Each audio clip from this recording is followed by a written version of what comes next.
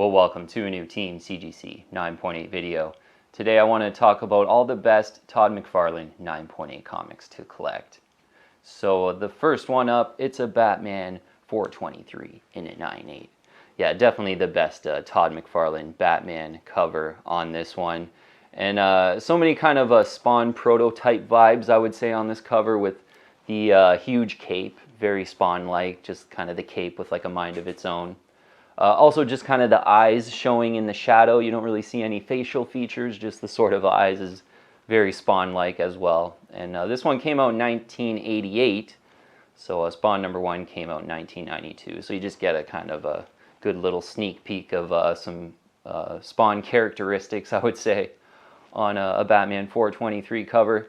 And over time, I'll bring up a graphic just to make it a bit easier, but over time, Batman 423 has become a really tough one in the super high grade 9.8. Yeah, there's 271 9.8s in a blue label on the census, and this one's really developed into like a huge key issue. And I think that was one of the things when it first came out. Nobody thought it was going to be a key. It was just, you know, no first appearances or anything like that.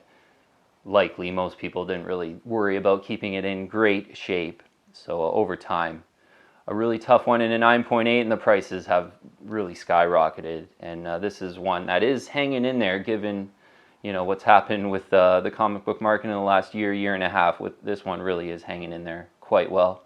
But 271 in the blue label, 7.8% is the 9.8 ratio. So I think when I got into things, you know, I bought both of mine. I got two of them. I purchased them both. I think it was in 2018, maybe one was in 2019. The 9.8 ratio at that point was like 15% or so. So a lot more getting graded, and not very many of them are getting a 9.8 grade. And yeah, and a single digit 9.8 ratio in the late 80s is super special. So of all the graded copies sent to CGC, only 7.8% of them get the 9.8 grade.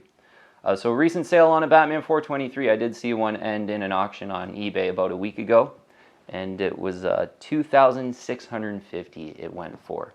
And oh, you got a little toy, eh? Go ahead. And this is one where, you know, year and a half ago, peak COVID, it was about $3,000. I don't think it got a little over $3,000, so I was really surprised to still see it selling in that $2,650 for the one price. I think in the last year or so, I'm pretty sure I saw one go in the kind of 2,300 area. So 2,650 I think is a pretty full retail price currently. You aim a little bit closer to, let's say, 2,250.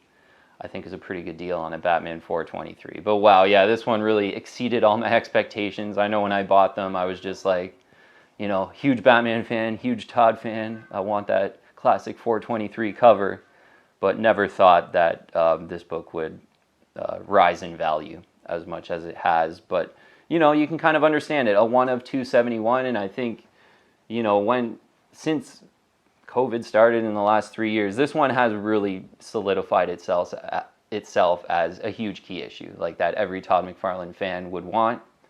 And with only 271 out there in a 9.8, you know, with that really low ratio, which usually the really expensive 9.8s in the 1980s have a single digit 9.8 ratio like this one.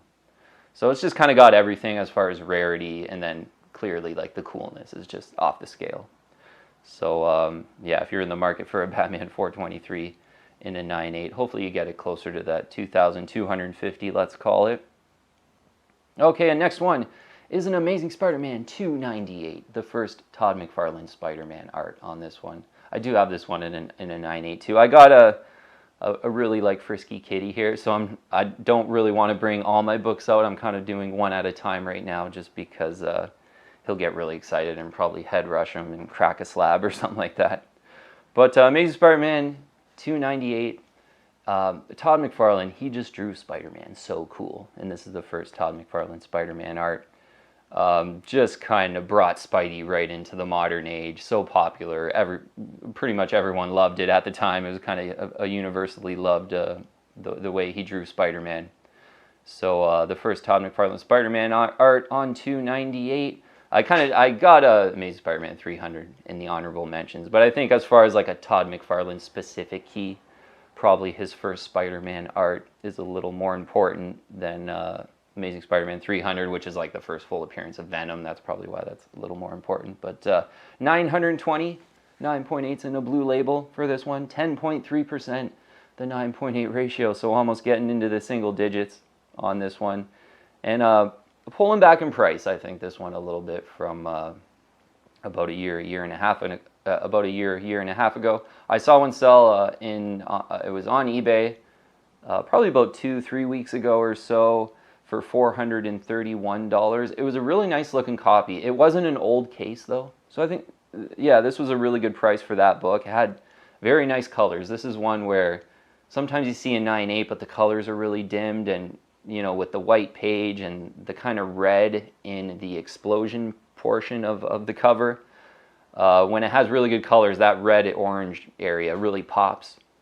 This one that had sold for $431 had really good colors, but it wasn't an old case, so I think that may have just held the price back a little bit on this auction. I think if you can get a 298 looking great in a 9.8 white pages for $431, that's a great buy.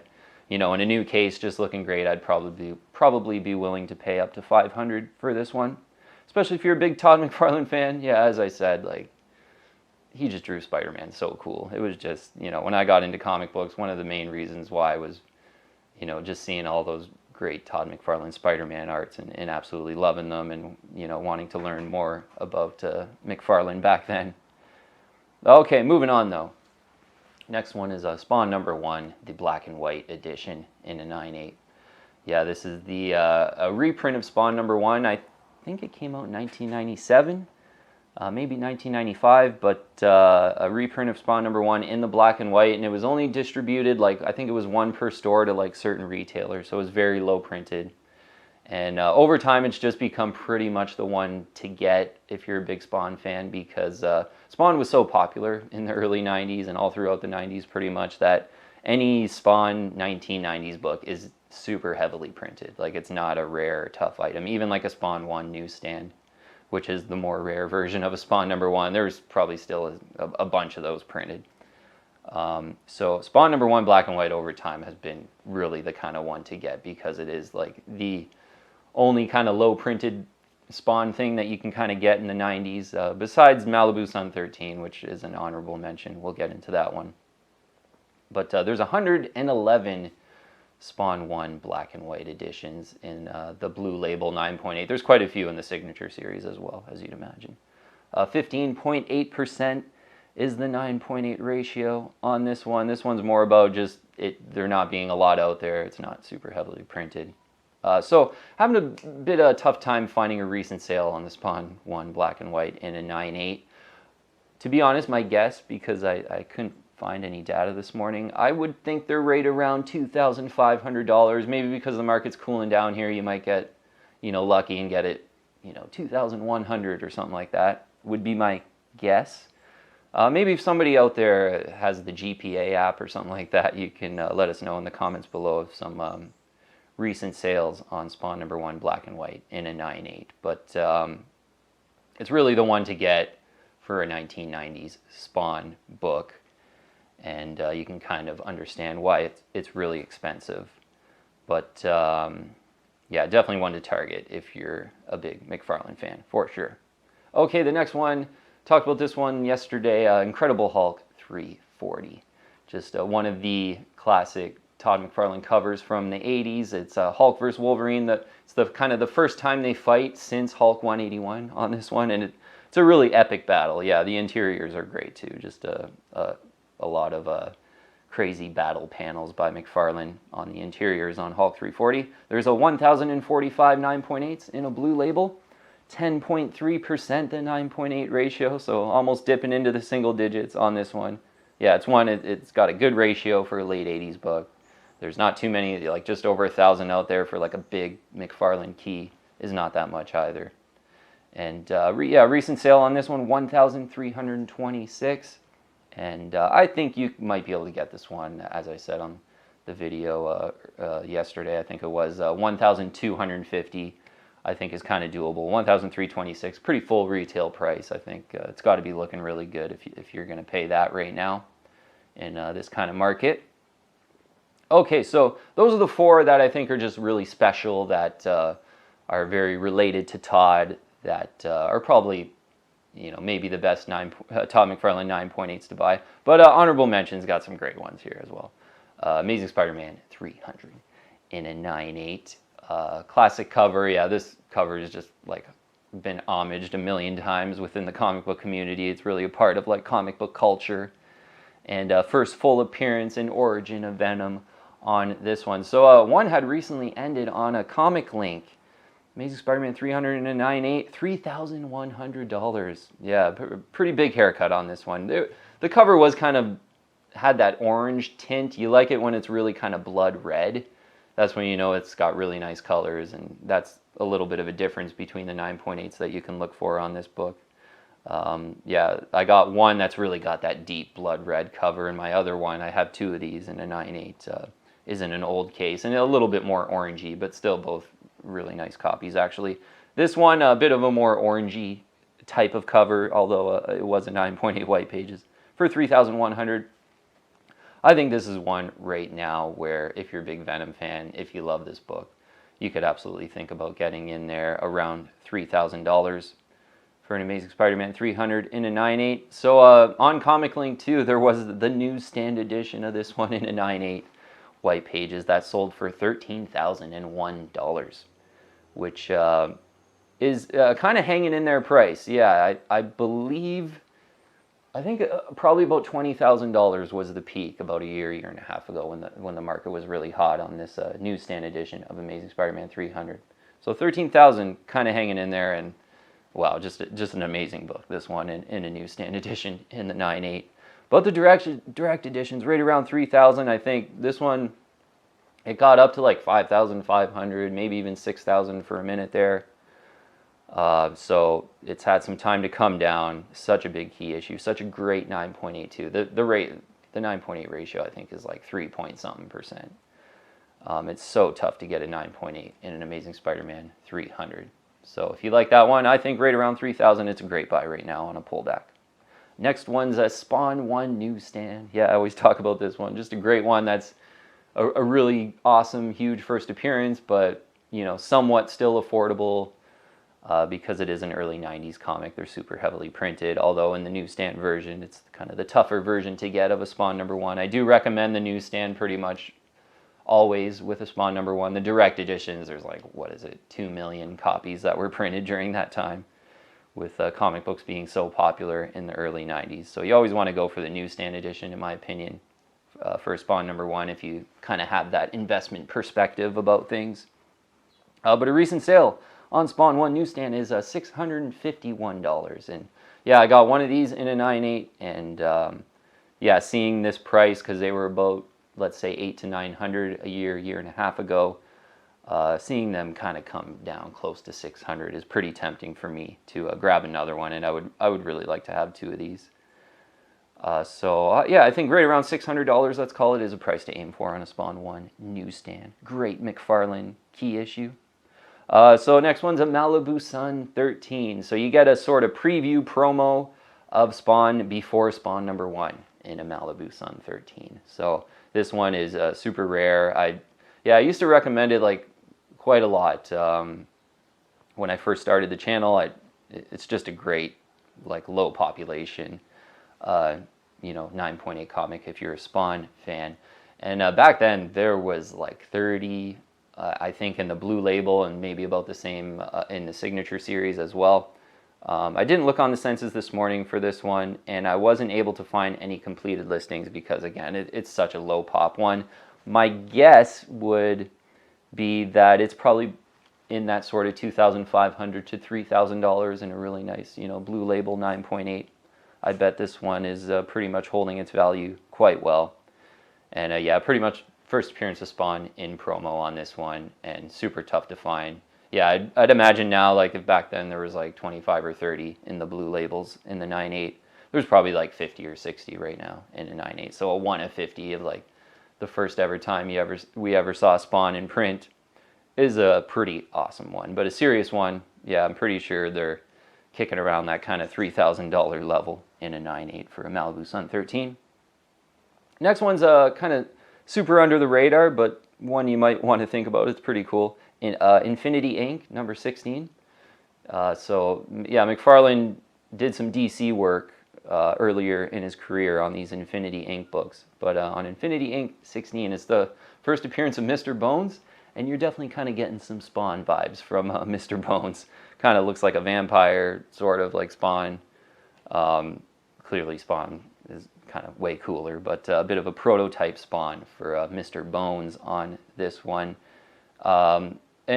This one's affordable. Yeah, you got to be patient because there's not a lot out there, but a couple auctions have popped up over time, and I saw one sell for $109.50 and for $90.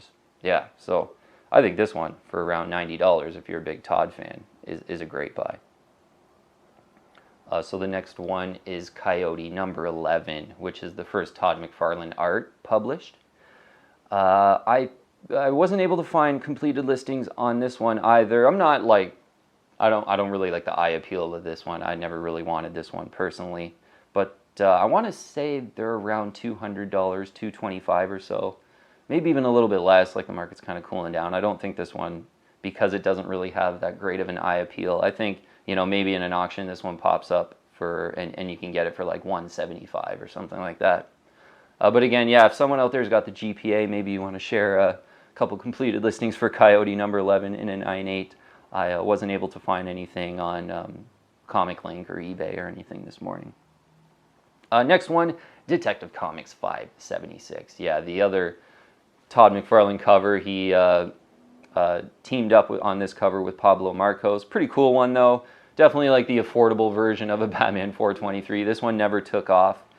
In a 9.8, you see them sell for basically $100, and I have this one in a 9.8. I think I bought it in 2018, and I think it was like $110. So, you know, this one's really gone nowhere as far as values are going, but still kind of a cool one if you're a Todd fan to have in your collection. Yeah. Also, too, of note, I saw a newsstand edition for this one sell. I think it was an off-white to white page, but it was a 9.8, and it was $165. So actually, like in a newsstand, yeah, for some of these kind of DC books of this era that are, you know, $100 or, you know, maybe they're a minor key. And the other one that comes to mind is the one I have in a newsstand is, I think it's Batman 442. It's the first time Tim Drake puts on the Robin costume, and it's got that classic George Perez cover. Well, that one in a direct edition is like 50, 60, 70 bucks or so. I grabbed the newsstand though in that one, and you don't see it too often. I think I paid about 180 bucks. So this one kind of falls in that category of like in the direct, it's not very special. The values haven't done much. So, you know, maybe look for that tougher newsstand for, you know, 175 or so. I think would be a pretty great deal on Detective 576 in the newsstand on that one. Next one, a really great cover, a Marvel Age 90. Great Todd cover. I've talked about this one, how I like this one way more than like a Spider-Man number 1, or you know, if you like that book in a direct, I think this one's a much better collector item. This previews the Spider-Man run by Todd McFarlane, Spider-Man number 1, and the Spider-Man run by Todd. I think you also get like a Jim Lee interview in this one, but great eye appeal on the cover, I think. I saw one sell for $173.50. Pretty sure I saw one go for you know, definitely under $150. I think with this one too, the directs and the newsstands are, you know, sort of separating themselves over time, whereas, yeah, like pretty much in a direct edition, this one's been about $175 for a really, really long time. Maybe they got up to a little bit over $200 there, but in the newsstand, more sought after, and I think, you know, the newsstand's probably worth about $225 to $250. And yeah, it's probably, if you did want this one, it might, you know, do you well to target the newsstand over the direct, I think. Yeah, just late 80s, early 90s, you know, the newsstand's always going to be a better collector item. So second to last here, Spawn 230. Yeah, so, and you know, for this one, like, he did, I think it's like 10 or 11 issues of all the homage covers. So this is just my favorite one by far, is the Batman 423 homage, because I'm such a fan of Batman 423. And it looks really cool too. Yeah, it's kind of like, at first sight, it's almost looks the same as like almost just looks like a modern Batman 423, but which shows that this really is like a Spawn prototype. But yeah, it looks really cool. You get Spawn in the classic Batman 423 pose, and this one is absolutely one that is hanging in there, because yeah, a year and a half ago, even with the really hot comic book market, I thought if you waited for an auction in this one, you'd get it for like 400, you know, maybe like if you got lucky a little closer to 300. Recent sales, $600 and $675 I saw on eBay. So yeah, the market's kind of cooling down, but this one, you know, going for a couple more $100 than what I remember it going for. And you know, maybe you can understand that, because Batman 423 has got so expensive. This one looks really cool. You kind of get those 423 vibes. So, you know, maybe it is worth kind of in that $600 range for a Spawn 230 in a 9.8 white pages. Okay, and the last one, a good affordable one to end it, is Spawn number 50. I've been really close to grabbing this one over time, and yeah, during like a year and a half ago, things got hot with the market. This one got over $200 or so.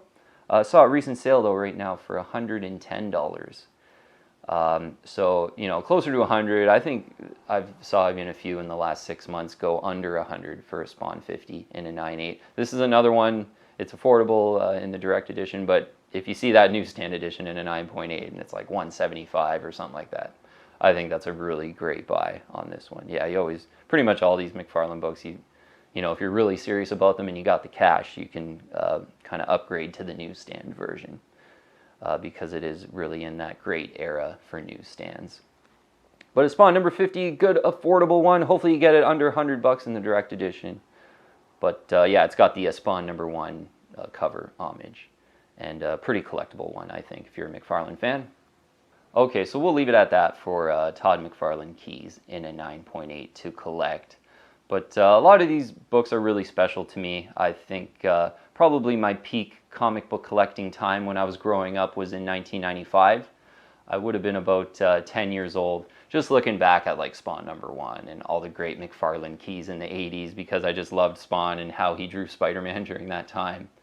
Those are the comics I really lusted after back then. So, you know, a lot of this, getting back into things in the last 5 or 6 years or so, buying all these 9.8 comics, a lot of it was just to kind of recreate all that nostalgia from back then, and, you know, just remembering how much I loved the art and how much I wanted the books back then, but just being like a poor 10-year-old kid, you can't really get anything. I remember I had an Amazing Spider-Man 298. That was my, like, grail, and I think I paid like 15 or 20 bucks for it. And I had that one in like its separate shoebox that I had, and I just had the one comic in there because it was like my best comic I had, Amazing Spider-Man 298. But really wanted a 300 and a Spawn 1 and all that back then. So, you know, just getting into the position in the last 5 or 6 years to buy them all in a 9.8 is just, you know, really given me a lot of great pride of ownership, and really the main reason why I, you know, love collecting these 9.8 comics. Okay, well, we'll leave it at that, though. Thanks for watching. I'll see you on the next one.